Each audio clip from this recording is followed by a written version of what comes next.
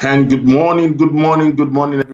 This is the Good Morning Education Show, and we are live and we are here all the way from the city of Lagos in Nigeria, West Africa, Africa, and of course, the entire world. And this is your favorite show. Every morning, we're here live 8 a.m. Mondays to Fridays, and we speak across issues that bother about education, issues that cut across professionalism in education and the like. So please, I'd like to see your welcome statement. I'd like you to say hello to us wherever you are across the world. Please say your name, your location, where you're streaming or watching from, and do let us know if you have questions and also contributions for the day. As usual, I will be joined by my other colleagues and analysts in the house. And already we have Safety Chick. Safety Chick, good morning. Good morning, Mr. Rotimi Tayo. Happy to Good be here morning. this Good to morning. have you. Good Yes, we have morning. Prophet Jude. Good morning. Good morning, Mr. Rotimi. Good morning, Safety Chick, and good morning, Lady Posh. Good morning. Okay, Good Posh, good morning. morning, How are you? Jude. I'm Good very well, morning, thank you. Mrs. Good morning, Bud. everyone. All right. I believe that we should be having Rhoda and Eben and also Titi join us any moment from now. Yesterday we had a great session, and I believe today is going to be a lot more interesting. We're going to be talking on the second part of our conversation yesterday and on the resumption guidelines.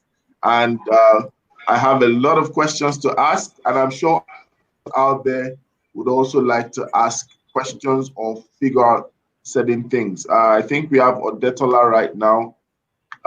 Eben, good morning. How are you today? Hello, Eben. Oh, Okay, sorry. Titi, are you there? Good morning. Good morning. Good morning, Mr. Rotimi. Okay. Can you hear me Hello, now? Titi, are you there? Yeah, I can hear you. Yes, Eben, I can hear you. Oh, good. Good morning.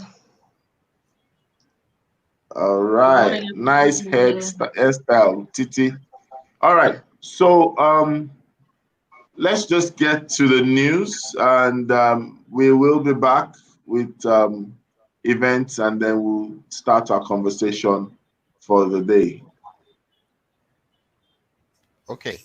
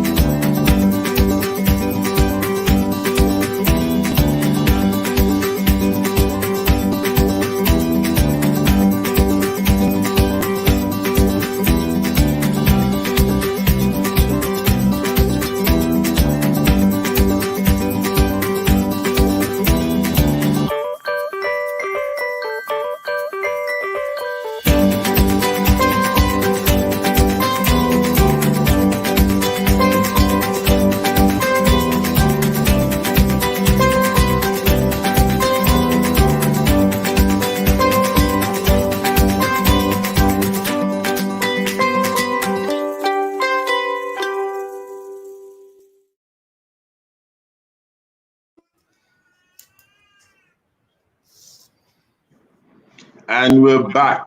Once again, good morning, everyone out there. Thank you all for joining from wherever you're joining across the world. We're so excited that you spend your time, you spend your data, and you spend your mornings with us. This is the Good Morning Education Show. And we always like to say that at the Good Morning Education Show, it's always a great morning with us. So let's go straight to our conversation and the business of the day. We started yesterday with the FG guideline to resumption. And one of the things that I noticed that we're trying to identify was the value, or better still, be aside of our concerns, we're also trying to ensure that we were able to get solutions, because one thing that I'm sure people are very concerned about is not just adding to the dynamics of the situation and everybody's feeling hopeless, but then we want a situation whereby hopefully today, in the way we handle the conversation, we will get to share perspectives of not just what is happening or what should be done, but how schools should begin to leverage both the private and the public on the opportunities that are bound. So, Rhoda, good morning, welcome. Morning. Good morning, everyone. Okay, good to have you. So I'm going to ask us and that question is basically, so we've been talking about the resumption guideline, and a lot of people have mentioned options around the social distancing and safe distancing in terms of alternative learning plans. So I'd like to let me start with safety check, and I'll go over to Jude, then to Ronke, Titi, and then back to you, Rhoda, and then Ebenezer. So safety check, you've heard several options. I probably want you to share your thoughts on the options. When safety check has disappeared, oh my God. All right, let me go straight to Jude. I'll go straight to Jude. Okay. Mr. Jude. Yes. I'm with So you. there are different examples under the alternative learning plans, right? Yes. We mentioned some yesterday. There's the outdoor, there's the staggered attendance, there's the alternative attendance, there's platooning, there's decreased interaction, flexibility schedule, creative delivery. What's your take on this, please? My basic take is, I think every school have their options to pick from, the different alternatives that have been presented to them. And the truth is, you don't try to copy any other school. You know what your strength is, you know what your capacity is, and you know your customers, because every school, their customers are peculiar. A parent might behave in a certain way in one school and behave differently in another school. That is the truth. So you know your customers, and that brings that uniqueness or that varied behavior. So for low income school, I believe the best option would be for that plan Rhoda was talking about, when he talks about using devices close by and maybe beaming the lesson, or beaming the lesson in a short distance wave or short wave distance. Then for high-end school that can afford LMS and all that, they're already on it and they're already taking their classes online. So if we are going to resume face-to-face classes, definitely it's not going to, even if we are going to be doing 3 times a week or 2 times a week plan, it's definitely not going to be a normal scenario which we are all used to, and we should not be even be planning to go to the normal scenario, definitely. So if you are going to be doing 3 times a week face to face, then the 2 days or the 3 days you are not coming to school is going to be fully blended. So it means your curriculum or your lesson plan or your scheme should benefit both online and on-site learning. So that's my take for now. Okay, so but, what preference? Which one would you consider most suitable across the? Like I said, I would. They gave us they gave us several options, so I cannot pinpoint for any school that this would be beneficial for them, because every school has their unique customers. So, and you find out that some, even now that everybody's online or practicing virtual classes fully, you see some parents, they will say they want Zoom, and other parents, they will say they want Microsoft Team, and you get it. So it depends on your peculiarity of your customers and how you want to work with them, and what your teachers too, because you also put teachers into consideration, what your teachers can manage effectively. And every school is having different kinds of teachers in terms of how they integrate or how they use technology, or how they are comfortable with using technology. And we can't force any kind of material or any kind of technological know-how on teachers if they are not comfortable with it. So it's based on what you know work for your school peculiarly and what your customers are comfortable with. Okay, let me go straight to Safety Chick is not back yet. Let me go straight to Rhoda. Let's have Rhoda. Rhoda, what's your take on that? Good morning. I thought I was good morning. I thought I was the last person in your. Anyway, I think let me start by saying I wish there was a bit more guidance around what the new academic calendar would be, because then that would inform a number of things. So if the academic calendar was reset in a way that we understand if there is going to be a third term, or if there's going to be an expedited third term before a new academic session. That kind of guidance, especially with the academic calendar, would help a lot of people plan with all of the options that is giving. And no one really can speak for, like, I don't come back for one solution for all of the schools in Nigeria, because we don't have the same offerings.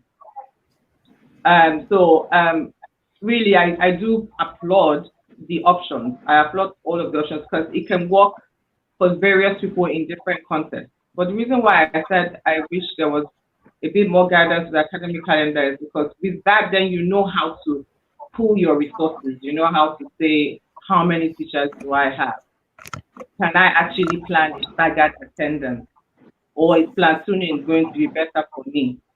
You know, and you'll be able to answer that question easily. But having said that, with non-guidance towards what the new academic session would be, I guess quick planning would be for a lot of people to pick the options that work for them. If I were to pick, I mean, I was just looking at it not too long ago, and I was saying to myself, okay, if I were to pick, because for us who work in low income brackets, there are some of our internal practices that are also affected, right? So we have shared materials sometimes. And when you have shared materials, what I mean by shared materials, say we have the bench book that 3 kids have to use like a storybook or our digital device for reading. And we do shared reading. Then we now have to calculate if it's ratio 3 to 1. We now have to know how many children can attend in the morning, how many children can attend in the afternoon, and if it's really going to help us work within the safety guidelines that are being given. But honestly, all of the options are great options. I think that's what they really exhausted the options that are possible. If the thought is around opening schools within this time, that is, if that is the plan, we will open schools. And this is opening schools safely. I guess all of the options are going to work for different groups of people. All right. Thank you for that. So, Titi, hello, Titi. Yes, Rotimi, I'm here. Good morning. Good morning. Good morning. So I would like to find out what's your preference, what's your suitable choice. We've explored all those. Jude has mentioned his thought. Rhoda also said something about that. What's your preference? Rotimi, I'm an advocate of one size does not fit all. I always say it, one size does not fit all. So I'm not an advocate for anyone in particular. Each person, and I think Jude has said it, Rhoda has said it, each person, each school, even a public school, sorry about that, even a public school would have each public school, different. So each school would have to say what can work. So when I look at the public school beside my house, they have not enough classrooms, but they actually have a lot of compound. They have a lot of compound space. But even if you can move some of those tables and chairs out. But then again, my brother said some of those tables and chairs are shared. So that's also going to be a challenge. So does that mean I need to make more tables and chairs? So in the end, each person, each school will have to look and say, what's the implication of doing one option over the other? And what additional resources do I need? And which one is low-hanging fruit? So because you have to ask yourself, additional resources of teachers versus tables and chairs versus additional notebooks. There's just so many things to it. The staggered one, what works? Because in the end, it's a balancing of all the balls. It's a balancing of the available physical space. It's a balancing of the available teacher resources. It's a balancing of the available money that you're going to get, or resources that you have available. So I think my advice to every school right now is right now, start, assessing your school, start evaluating your school, start evaluating and say what will work, what are the implications of the various factors of cost, of physical resources and human resources, to then decide what option. And it might not be one option, it might be a blend of options. Be open, but you need to start doing that evaluation now. Yeah.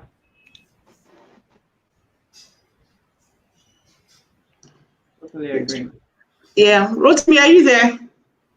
And the important thing about that evaluation is because, as it affects, which is why I was hoping that there was a bit more guidance when it comes to the academic calendars, because then you want to know, what sort of learning is going to happen, because that also determines, you're going to look at your timetable and say, what's going to be my timetable? What is going to be most important to place on my timetable? What is the capacity I have to place that on my timetable and things like that. And so you want to say, am I going to implement a remediation? Am I going to implement acceleration? What does the calendar say to me to be able to implement all of that learning experience?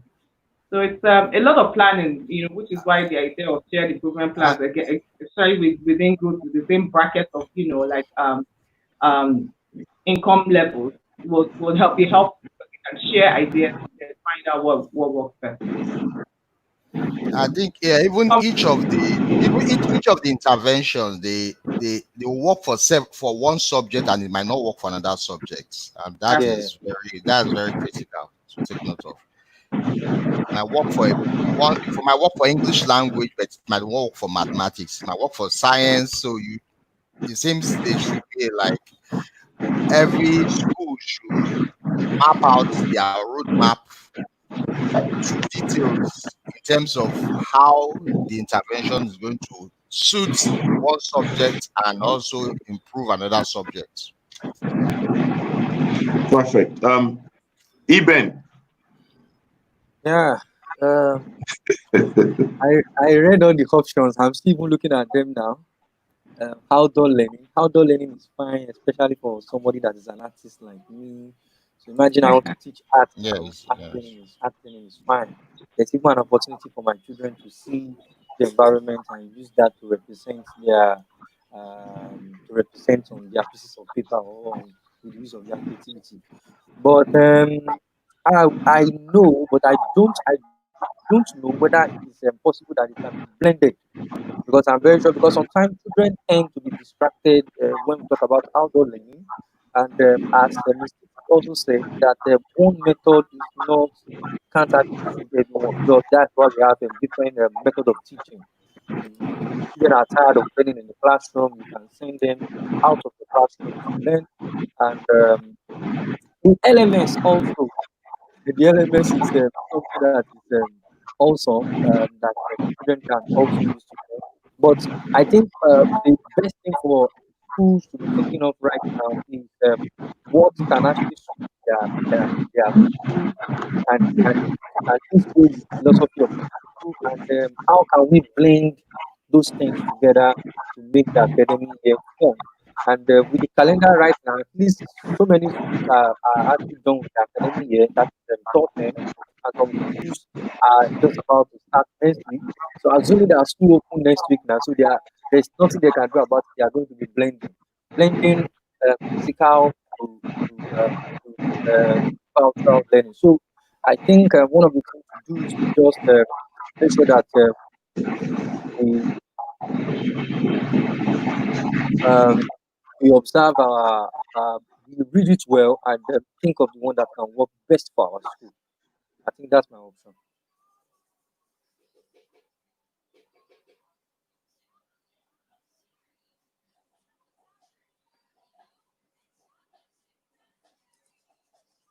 So, Mr. Harrison, are you there? Yes, I am. I think that's my option. Okay. Thank you so much. So yesterday we had this focus. I'm sure Titi will recall when she mentioned that. Well, our preference would be that secondary schools definitely should look at the possibility of resuming, and then we still have to keep mute on the students in the primary school. Titi, can you remember you said that? Yes, I can. Honestly, yes, I can. And I've always said my reasons. The fact that my if you're going to school and the children are going to be wearing masks, that's really my main concern. As long as they're going to be wearing masks, the younger children are just not cut out for that. They're not cut out for keeping their mask on, not touching their face regularly, not playing with it. I'm also worried in terms of health, concerns of them, in my mind, obstructing their flow. I know my younger son, I just can't imagine. To them, be a game, they'll turn it into something that for play, they'll touch themselves. Despite the fact that I repeatedly said social distancing, if an auntie comes as a favorite auntie, I just see him run off to go and give her a hug. And I'm like, what happens about them going and, and we've been on this lockdown for 3 months. I've repeatedly said that, but that's what happens. So they see a favorite teacher, they're wearing their mask, they just forget all, Miss Wanda. They're giving like, do you understand? For a friend they've not seen, it's just, they just haven't gotten there yet. So those are my concern. And because they are younger, it's easier for them to catch a number of things. I mean, someone said a fantastic comment on one of these mom groups. He said that, do you know that in all the time they've been home, her child has not had the usual cold and cough and all those things that he normally has, like almost like every other week. So just to allow you, appreciate how much there's a lot of transmission among younger people. That's why I'm honestly don't care on this to say that for primary school, I'm like. Okay, so you actually mentioned something, and I think we need to quickly ask. And I'm going to ask everyone. So all the panelists or all the analysts I would like your thoughts on this. So what should be parents? So we know parents are in the mix in this situation. We seem to be talking about the federal government. We seem to be talking about the schools. We seem to be talking about the teachers. But let's talk about the parents themselves. What should be the disposition of parents this period? Because there's a lot that will evolve around parents. Absolutely a lot that will evolve around parents. You even mentioned that that conversation of not having so much of cold infection and all that, which means that there's a tendency that even outside the issue of COVID, the moment children go back to school, we might witness all this usual flu infections and all that, and the hospitals are already overwhelmed with the reality of anything that looks like a symptom that is near COVID-19. I heard about an hospital that they say they don't, anything that has to require you having blood pressure being checked, that they'll tell you that no, go and look for your solution elsewhere. So please, maybe I should go to Roke Posh to start from that point. So what should be the disposition of parents, Roke Posh? I really can't dictate what the disposition of parents should be at this time. And another thing is that whatever you do as a parent really depends on the age of your child. Okay, they catch colds and things. My daughter is 14 years old, and I cannot even remember her catching a cold or even being ill. If my child's immunity is questionable, it will have been questionable prior to the COVID. Children getting a cold and getting ill in school, it's actually good for them because it builds their immunity. Now, if your child has not been roaming the streets, and you haven't been roaming the streets with your child either, if your child catches a cold, the first thing I would do is not the COVID. I've been ill during this COVID. I did not think I had the COVID. In fact, I had a cough and cold for 13 weeks. Shortly before the COVID, my husband even thinks I didn't the COVID I had. But anyway, so if I've been self-isolating and I've been at home, I really won't have concerns about things like that. But as you may know, I'm not really an advocate of going back to physical school. I've never will be for a long time until I see that the curve is flattening. Once I understand that children at home, I'm still convinced that they can. Okay, so let's go straight to Rhoda. What's your thought on this as a parent and also as an educationist?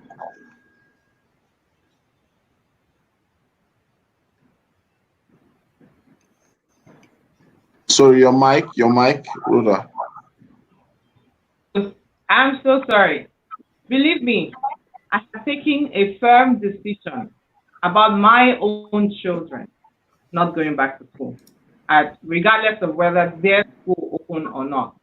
I will. I have opted pre-opted the online version of school. The school platform. They don't. And the out.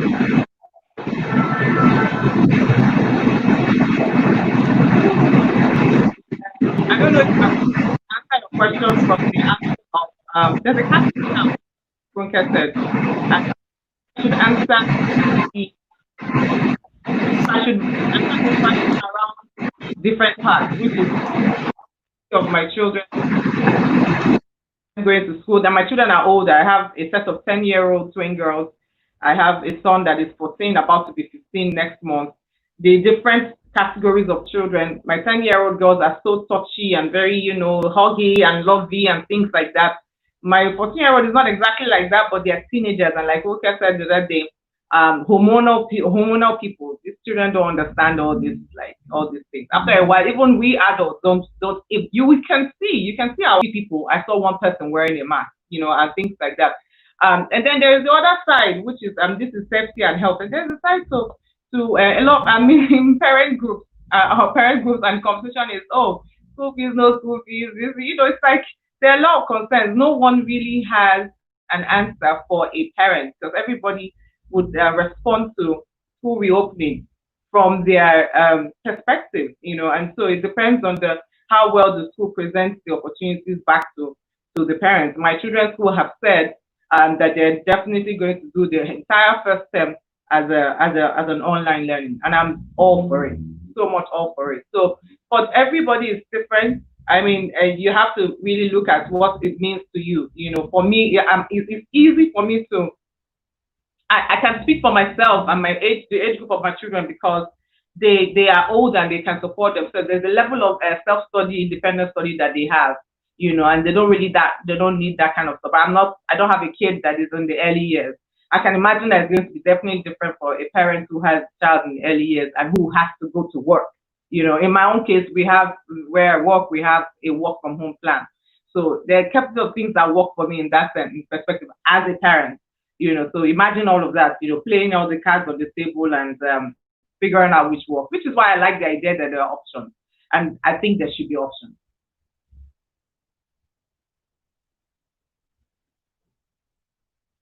You're on mute, Rotimi. And I was saying that even should mute his mic, and I was on mute. Can you imagine? All right. When the mute gets muted or the muted gets muted.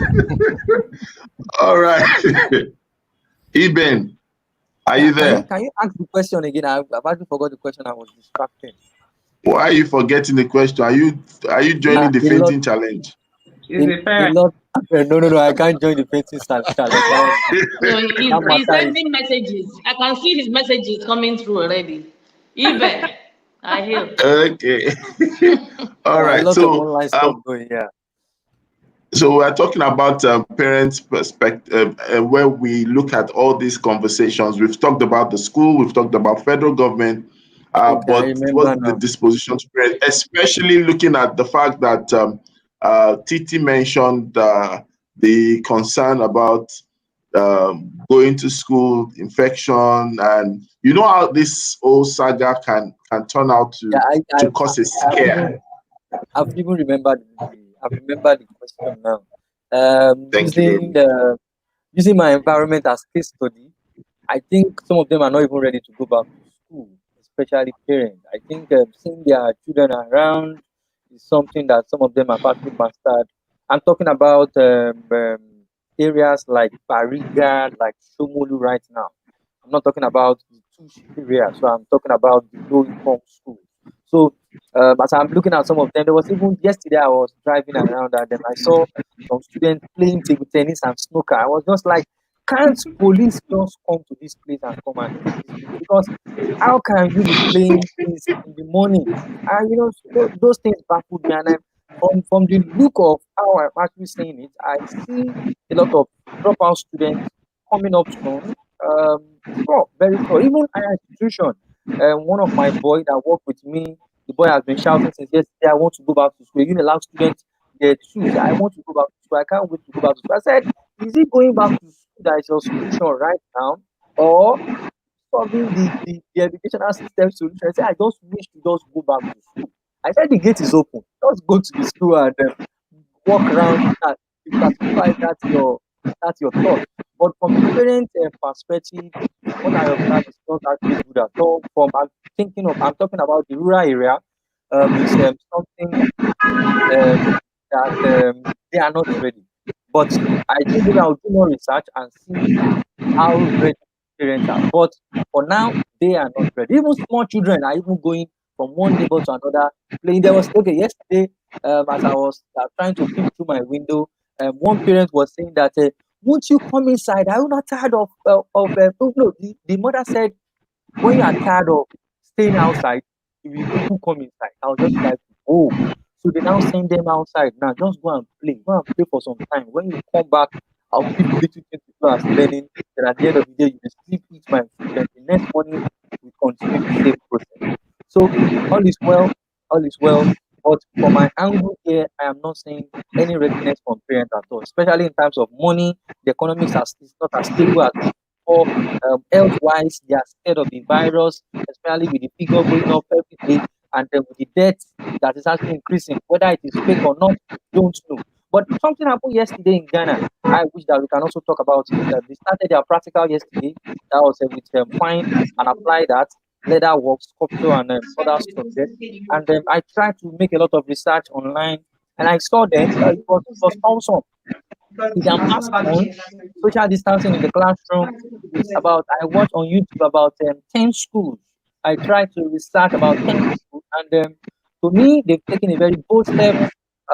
Interview with their parents. Also, some of their parents were like saying that we just this and that. They were also serving two masters, but all is well. But even the population. All right. Yes, Rhoda is trying to say something about the population of Ghana. Yes. Yeah, Ghana right. is, as at their last 2018 poll, there were like 29, just roughly 30 million people. That's for the number of children we have, school age 200 children. million. So our context, our context is sort of like different when managing, and capacity that is needed to manage stuff like that kind of social distancing. What they call it again was like a part of your school and your place. And you have a temperature designed. But you see, which like a lot that we have program. I imagine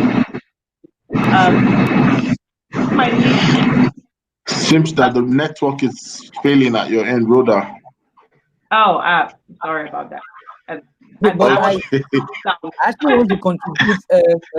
If But Ghana saying can that Eben, actually, hold your thought, please. If Eben, let's hear from Jude. Let's hear from Jude. Oh, okay. For what parents will be thinking now, I think I want to come also from the perspective of teachers. This is the time to become creative in your teaching and your delivery of instruction, because it matters a lot in what kind of topic matches the options you have.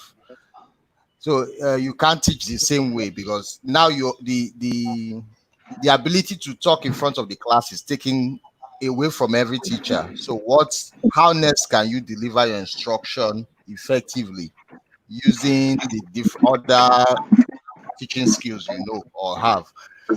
And this is when creativity comes in the classroom, because some topics, what I see is, even if we're asked to begin third term or first term, some topics cannot be taught the same way. Some topics cannot be taught the same way. So a lot of research has to be taken into consideration when it comes to how you are going to deliver your instruction. So I don't know how teachers go about that, but I think there are a lot of resources online. There are a lot of resources online, common sense media, PBL teachers and all that.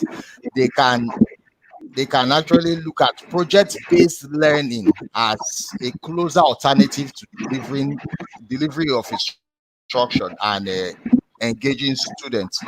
And for parents, some of them there's a mixed feeling between them. Some want to go back, some don't want to go back, and we can't blame them for that. But it now depends on creativity, on how schools intend to engage students that will actually make a difference in this. So it's not a matter of going back or not going back. It's going to be a matter of how we're going to engage our students creatively, because innovation comes into play now. Innovation comes into play in your teaching practice. Innovation comes into play in what you know before and what you want to revert in your classroom. So I believe innovation is going to be speaking more now than ever. We are not going to be teaching in front of the students again. We are going to be using different techniques, and we talk about best practices. So sharing best practices will make a difference too. Sharing best practices between schools and between Yeah. teachers. Yeah. Yes, that would really help.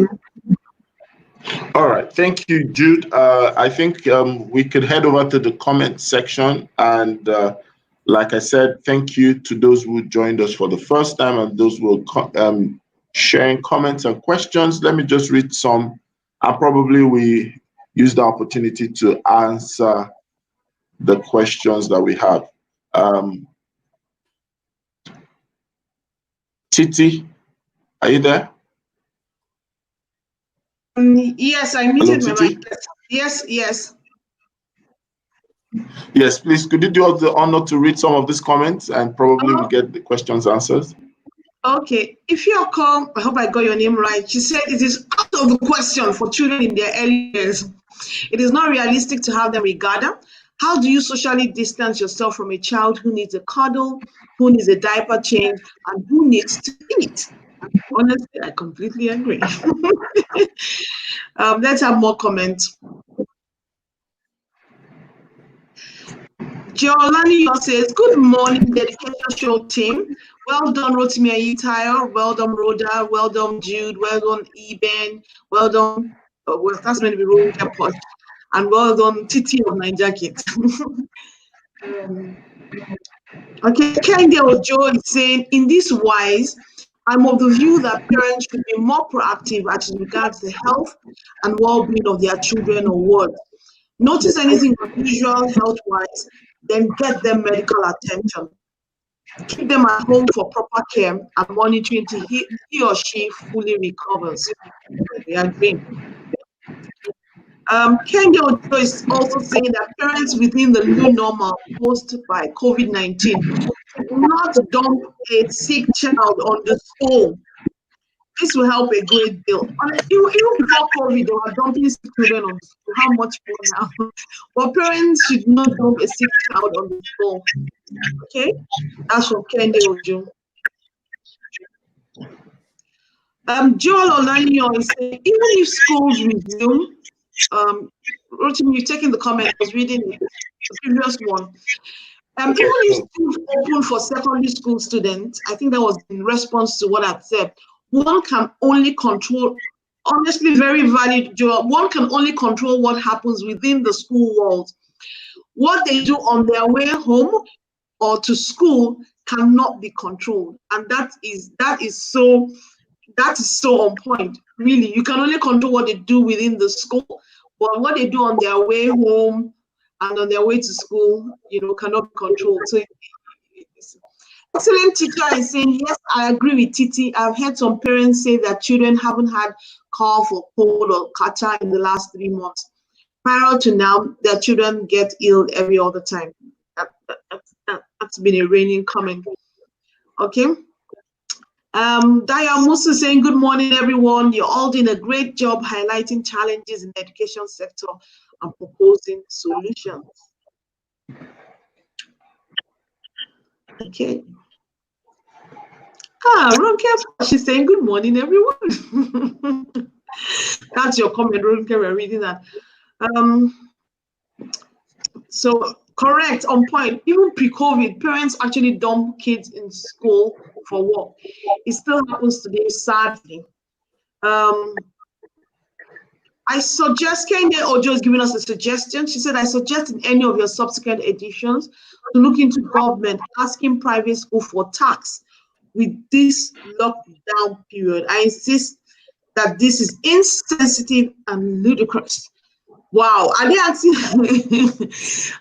private schools for taxes when we've not made any income? Yes, they are.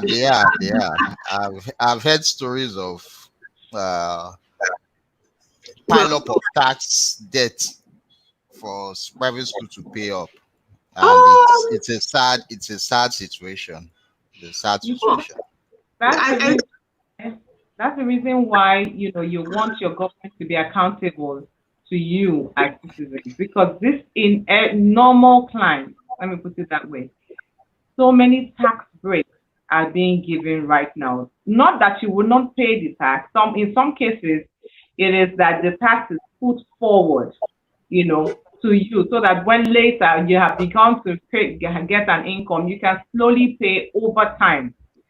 So because tax is something that must be paid. So when your government is accountable to you, and that's what happens, And this is the kind of data they should collect. All of them come together and say, well, you're asking for tax. So I won't be wondering if you did ask you guys for tax. At least we know, how many people, how many schools come together and keep your voices going.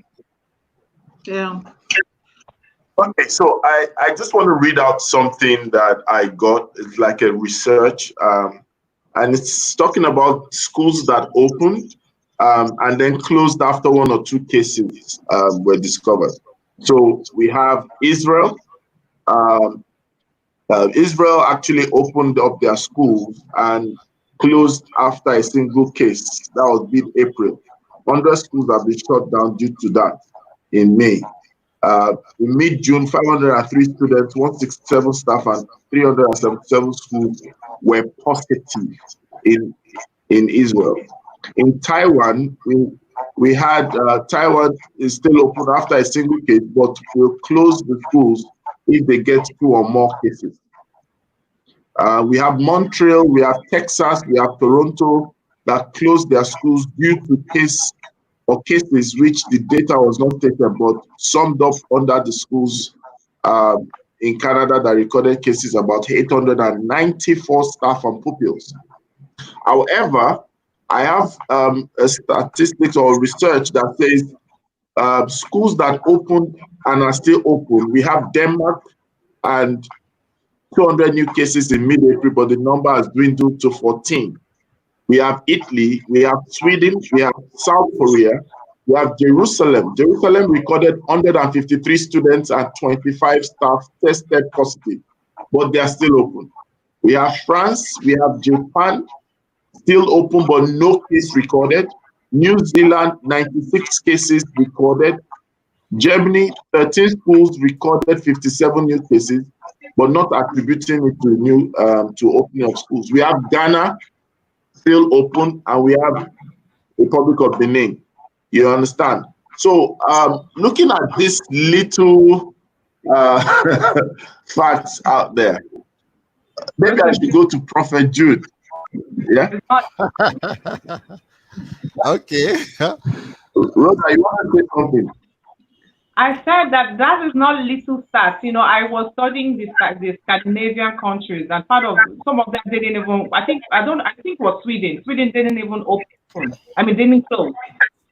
They didn't close. So there's evidence that you know, herd, you know, immunity and some kind of like every living just the way, you know, as though this virus is a flu, and protecting the old is what some of these countries are doing.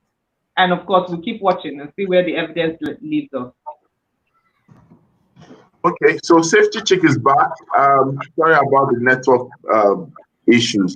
So Safety Chick, I know you have a lot to say. Could you just try to pack them all up from the question to, you've heard a lot of the things we've been talking about, and also the stats I just read to everyone. What's your take? Should we be looking at schools opening and closing? Should we be looking at, what's your take? So this is what I think. I think that the guidelines is not for us to open our schools today or tomorrow or even next month. It's just for us to prepare for when that would eventually happen. But one of the things that was really important in the guideline was it talked about safety now. Safety now for the children as the children are going through online learning and other methods before that actual physical school building resumption. And I think that is what we should be focusing on now. How can we do the one we're doing now so effectively, so that by the time a school building actually opens, what would happen is instead of worrying about what are you going to do, you will take the things that have worked for you in this period of your online learning, or if you are because I know that there are some schools that are delivering learning packs to homes. So you take what has worked and see how to blend that eventually with that physical school building resumption. But what we should be focusing on right now is how to do what we're currently doing now well. Because it is in the course of doing this, we're going to see the things that work, the things that do not work, and it will help us so that when it's that time to actually go to a physical school building, we know that, okay, maybe we're going to allow some students to keep learning from home because it has worked, and then maybe just a few to actually be in a physical space. So let's consolidate on our current learning process. And for parents, I'll just say again that it's a combined effort now. So that situation of we can only control what happens in school. We can't control what will happen on the way to school or on the way home. That should not even be a case, because if our parents are on the same page with us and are equipping their children also, so children are taking what they are learning from their parents to manage themselves on the roads, then children are taking what the schools, the teachers and school owners are telling them to do right in school, to some extent will be covered on both ends. Where we're going to have a problem is if it's only one side that is doing something. We need everybody to work together now more than ever. Awesome. So I'm going to ask us this question, but I would like to start. I'll start with I'll start with Jude and I'll go to Ronke Posh. I really want to hear their views on this. So we know that we talk about capacity to test, capacity to trace, capacity for support. Yes. We are now looking at it from the angle of schools. How can schools boost their capacity or increase their capacity or raise their capacity to test, raise their capacity to trace? Because I don't know who was mentioning something about, okay, I think it was Joel Olanio's comment. Titi, you were reading something about there's a lot that happens between after they leave the school and between the school and the home in terms of public transport and the likes. Yeah. So Jude, could you say something around that, and then I'll move to Ronke Posh. Okay. For that comment, very true, especially when it comes to public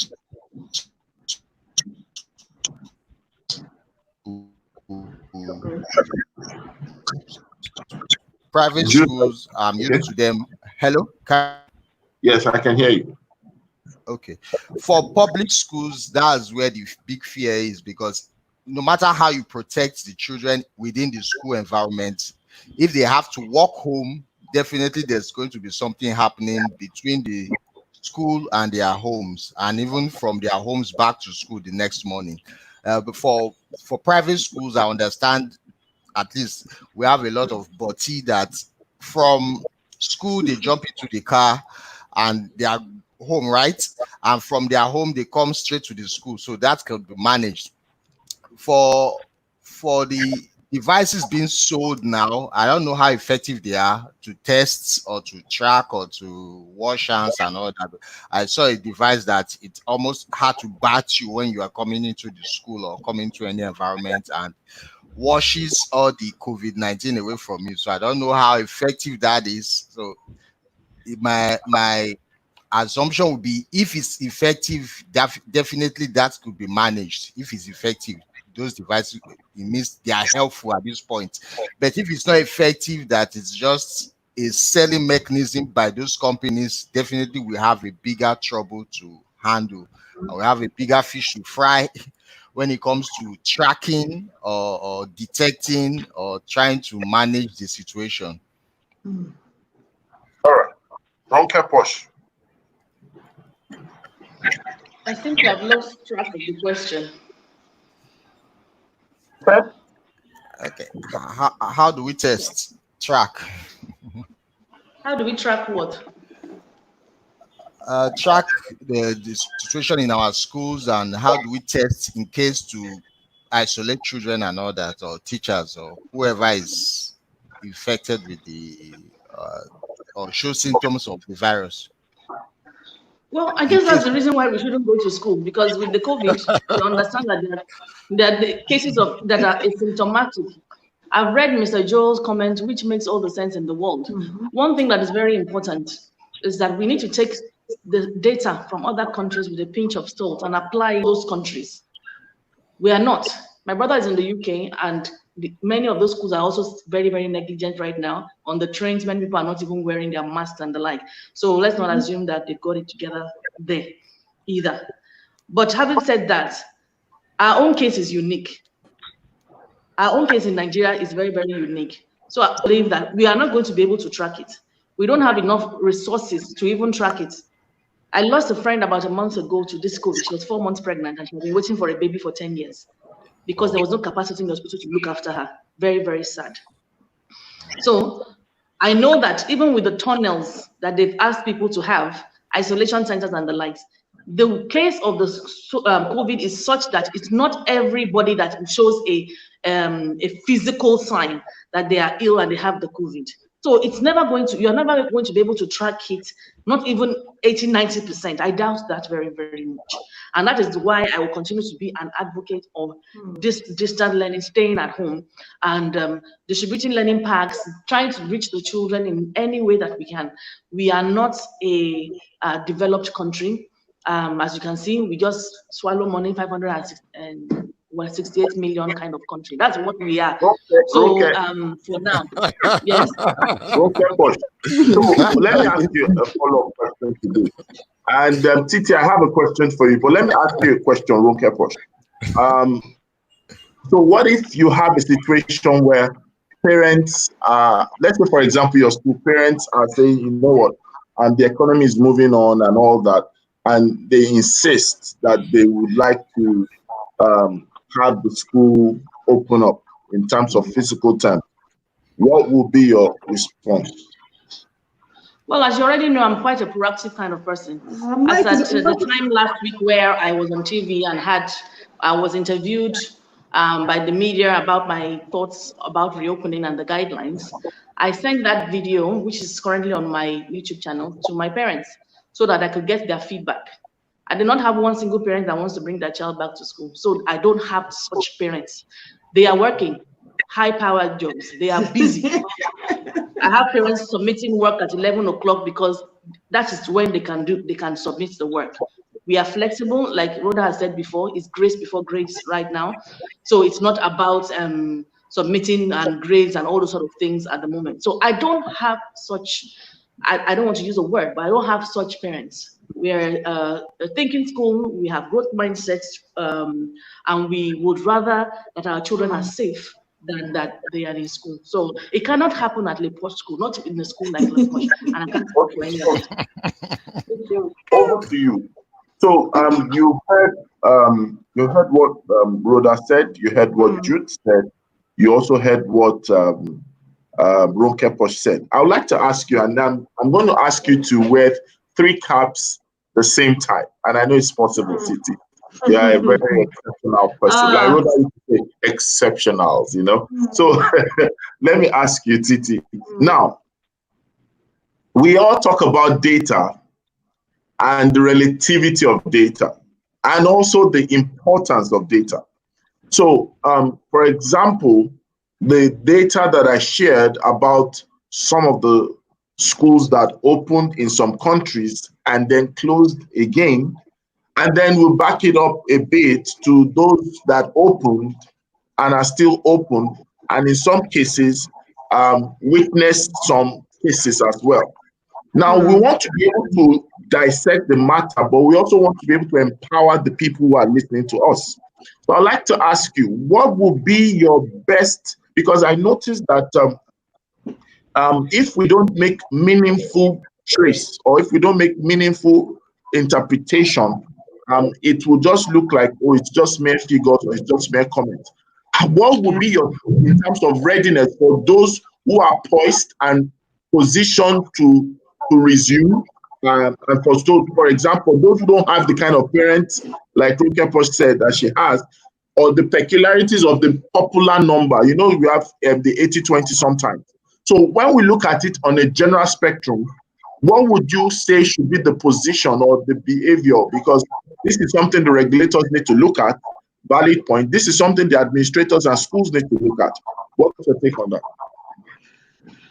I'll first start by saying that, Ronke Push, alluded to it, that we're not like a number of countries. A number of countries have data. A number of countries have enough testing kits, because in everything you're juggling it. You're assessing to say, is herd immunity taking place? What are the results showing us? But we don't have that. We don't have that in Nigeria. So that makes me very, very, very cautious.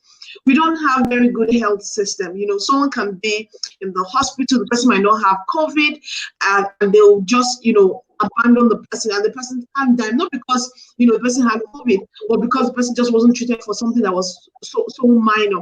So when I look at the countries and their figures, the first thing I tell myself is that everybody, it's not a one size fits all. As long as you have the information and you've weighed the impact of everything, then you can go. We don't have enough testing kits.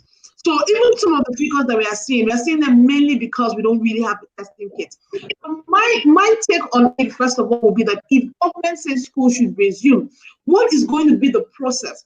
What are the facilities they've laid down that would ensure quick testing, quick assessment, and a quick response? Look at one of the things you said. A country said that they have one case, but the moment they have two, they're going to close. That's what I want to hear from our government, to say, you know what, schools, when you open, this is your response system. If someone is sick, put them in an isolation center, call them, the kids will come to you within 6 hours. You test it, you'll be periodically testing students in your school, so that once we see that this is the number, we'll go back to closing. So if we don't have those structures, if we don't have those things, it means that even when we open and something happens, how would the response be before it becomes a catastrophe? Like Rhoda said, I'm standing as a parent.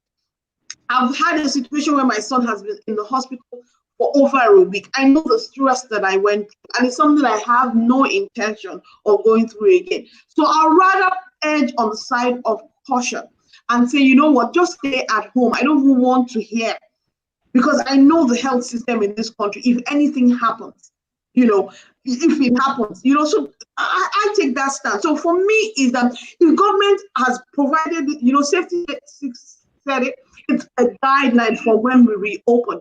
But the other flip side that they need to provide is saying, if we notice so amount of cases, this is what we as a government will do. How are we going to be testing for these cases? And that's really what it is. Where are the, things that you're positioning our schools to say, okay, we can quickly test, we can quickly set the result. So once we notice this is the action that we're going to take. So it's not enough to have the guidelines to open. We also need to have, the system that reacts when we start observing these data. I'm going to ask Rhoda, but I will start. I'll start by asking safety check, so you can have a breather, right? Because one of the things I'm sure a lot of people are listening out there is, number one, a lot of people want hope, but beyond hope, a lot of people want answers. And I believe that that's why we're gathered here talking about this issue, not just to turn out rhetorics, but to be able to provide some measure of professional and expertise advice or counsel. So I'm going to ask safety check, and I will come back to Rhoda, and then Titi, I will come to you. And please, Odetola, I have the last question, and also Judah, and then we'll be able to end the show. So safety check. Yes, sir. Hello, safety check. Now, you've heard what is happening, and permit me to play like a devil's advocate, right? Are we saying that we are doomed as a nation? Because everybody's saying we are not ready, we are not ready, we are not ready. Everybody is saying we are not ready, but they're going to supermarkets. They're saying we are not ready. They're buying food stuff outside. They're saying they're not ready, and they're going on walks on Ikoyi Toll, on the side of Third Milan Bridge, on the side of their clubs in their estate. They're not ready, and some of them are having secret birthday parties. But in this same, we are not ready, right? Are we saying that we are doomed? There's no hope. Because what it's saying, the question was, how can we raise capacity? Not just do we, because it's like, there's a tagline about Nigeria that is a country that does not work and will never work. I know that things do not work, but is it possible that it will never work? What's your take? So this is what I think about this, right? We have to plan on how we are going to live with this, because this thing is going to be here for a while. So we've got to plan how we are going to live with this, because like you rightly said, life is going on. People are already doing all sorts of things. So if we are moving in all other directions, why do we want education to halt? So now the priority is not about a physical school building. It's about ensuring that education still happens regardless. So yes, there are guidelines to ensure that safety when a physical school building opens. But even before that happens, what are you doing now? How are we going to ensure that education still happens? And that is why we must leverage all the alternative methods we are using at this time, which is the various online platforms, distribution of learning paths, and begin to fine-tune a system that works for our unique context. Because the truth is, not all schools would use a particular method, because they are faced with different realities. So we need to look at what we have and begin to work with it. Let's stop having this thing that, okay, it won't work, we're waiting for the government has not done it. Yes, the government has not done. What are we doing in our own little right? One of the things I appreciated about Mrs. Posh's school is that they still had graduation recently. So if more schools are thinking like that, we will see that things are still going to work. Let the thing that we'll be saying later is, oh, government did not support. Not that things did not work because Thank you so government did not much. show. Sorry, I might have to cut that short. So I know Rhoda is eager to say something because she has to go, and we're actually out of time. But I would really want to hear Rhoda. I would like to hear Titi, and then I'll come to the men of the house, the men of God, the prophet and the creative doctor. So Rhoda, very quickly, in less than 60 seconds. I mean, I guess so the issue about testing, tracing data, when I was looking at our data, we have, first of all, we need to, there's a strain, and that is still being observed by WHO and all of the development agencies that are supporting COVID-19 and trying to understand what sort of strain different countries have. You know, it works in trying to know what it is in particular. And I think that just the sheer data that we already have around, you know, first of all, we have 30-something thousand, about 40,000 tested, confirmed in Nigeria. And then over the testing, it's about 30 to 40% of our of those tested that have been confirmed to have COVID. So if you use that as a random sampling, and you just suppose that over the entire country, you see that if they were to test everybody, you could basically just say, okay, 25% of us, you know, will have COVID, and like Steve said, it's going to be something that we will live with. However, we just need to make sure that we're observing, you know, kind of safety guidelines that allows us to go on. A lot of Nigerians are saying locally, like, we don't have COVID. The country that needs to happen as well. And a lot of people still are in disbelief. People are still in faith. I would never joke with data at all. I won't. I wouldn't even call it a pinch of salt from any country, because what it does tell you sometimes is like it gives you a kind of guideline on what is possible, what has been done, what the remediation can be made, and different kinds of things that you can learn. You know, whether all be a small sample, you know, and what you can then implement within your school. You know, monitoring what happens there and there. You know, so. There's sensitization that will happen. A lot of people are in disbelief. Nobody said there's no corona in Nigeria.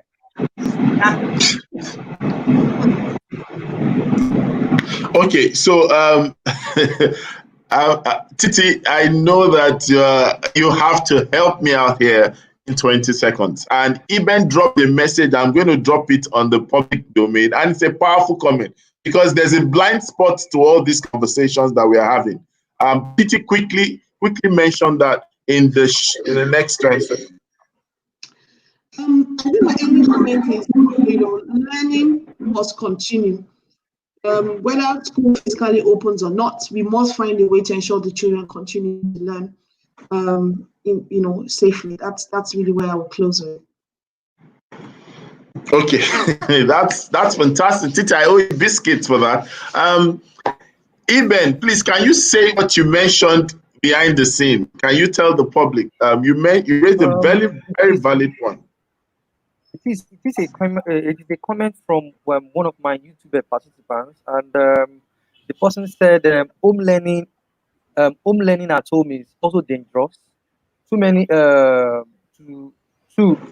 because some of our secondary school are creating WhatsApp group for sharing porn, sexual picture, sexual abuse is happening indoor to the children. And I think from the angle of Itunu Osage, the person is called Itunu Osage. This person is actually talking about, when you create WhatsApp group for students, it is very sure that they can extract all the numbers and go and open another group for themselves. And then with that, they can be sharing a lot of things that the admin may not actually know about. I'm sending another one again from that person. And it is very very very sad that we are not looking at some of this from different angles. We are just looking at it from the angle that school should not resume.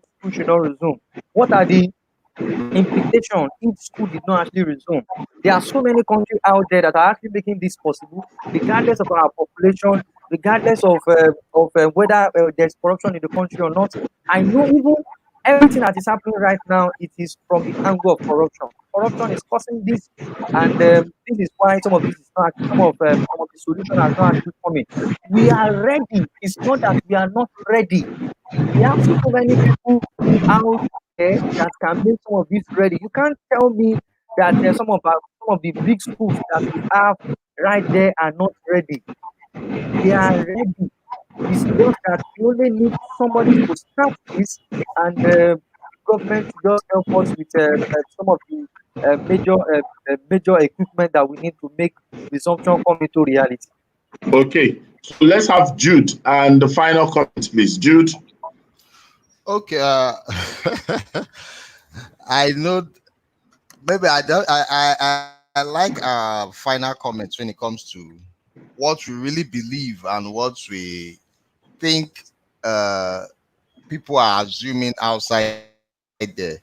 Like Safety Chicks was saying that we already know what is the take. It means when it comes to reality, what is the take in terms of resumption, or what it is take when it comes to what should be done. But sometimes we're just playing around. We're just playing around the assumption that something bad will happen. We already know that this situation is going to live with us for a very long time, and we cannot stop or keep the economy or keep our educational stance, make it stand still. So we just have to be proactive and do what we think or we believe should be relevant to achieving our goals in terms of education. All right. Thank you so much. I'm afraid this is where we will have to stop today. Thank you, Safety Chick. Thank you, Rhoda. Thank you, Ronke Posh. Thank you, Titi. Thank you, Prophet Jude. Thank you, Rotimi. I should thank myself as well. And those who joined us for the first time today, I will not miss the opportunity to ring the bell of blessing. I'm not using tech bell. Thank God, God is not here today. This is the original bell, prophetic bell. Do you understand? I would like to thank you all. Excellent teacher. Shout out to you for consistency. Thank you, Joel Olanio. Thank you, Learning Craft. Thank you, everyone who did something. Favor, if you're Joel. Thank you all for joining Diamosu. We will see you tomorrow, and make sure you tell someone that it's always a great morning at the Good Morning Education Show. Ensure that you stay safe. And I trust that, of course, by the time we see tomorrow, we'll have great things to say. So thank you once again. Bye.